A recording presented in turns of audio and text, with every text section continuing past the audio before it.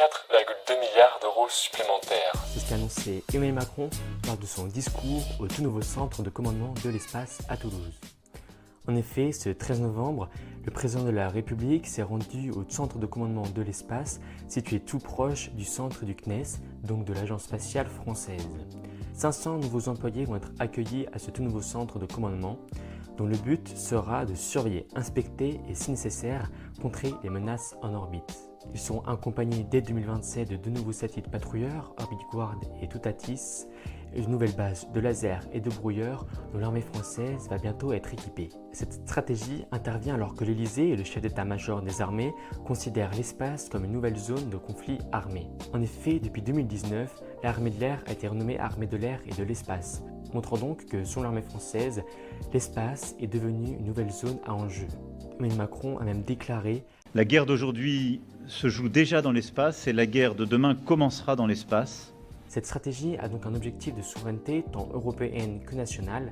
Emmanuel Macron a donc annoncé une nouvelle enveloppe de 4,2 milliards d'euros supplémentaires, en plus des 6 milliards d'euros déjà alloués par la loi de programmation militaire 2024-2030 pour le domaine spatial militaire.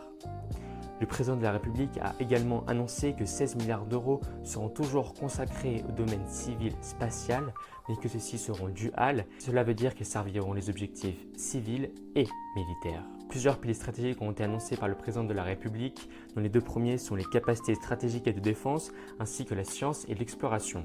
Un troisième pilier a été annoncé par le président de la République avec la modernisation du centre de lancement de Kourou, dont l'objectif est d'accueillir des plus petits lanceurs pour attirer des acteurs privés et ainsi garantir à l'Europe un accès à l'espace. Enfin, deux autres piliers ont été annoncés par Emmanuel Macron avec la volonté de coopération, notamment avec les acteurs étatiques de l'Union européenne, avec par exemple le projet Iris-Carré, une constellation de satellites dont le but est de ne plus dépendre d'autres acteurs étatiques comme la Chine ou bien les États-Unis. Enfin, le président de la République a donc annoncé vouloir favoriser les industriels européens et leurs compétences. Pour conclure, on constate donc une forte volonté présidentielle d'investir dans ce nouveau domaine, alors que de nombreux acteurs étatiques comme la Chine investissent massivement eux aussi dans l'espace, avec la mise en orbite prochainement de leur nouvelle station spatiale Tiangong, ou bien avec les États-Unis et leur entreprise SpaceX et son réseau Starlink, un réseau dont se sert l'armée ukrainienne dont elle est devenue dépendante, tant pour ses communications que pour le renseignement des positions russes. L'espace est donc devenu une nouvelle zone à enjeux militaires et civils. L'ESA a également obtenu un budget record de 22,1 milliards d'euros sur 3 ans, montrant donc également la volonté européenne et plus seulement française d'investir dans ce nouveau domaine. De plus, Emmanuel Macron a également rappelé que l'espace joue un rôle important dans la recherche scientifique, voulant donc rappeler que 16 milliards d'euros seront également consacrés au budget spatial civil.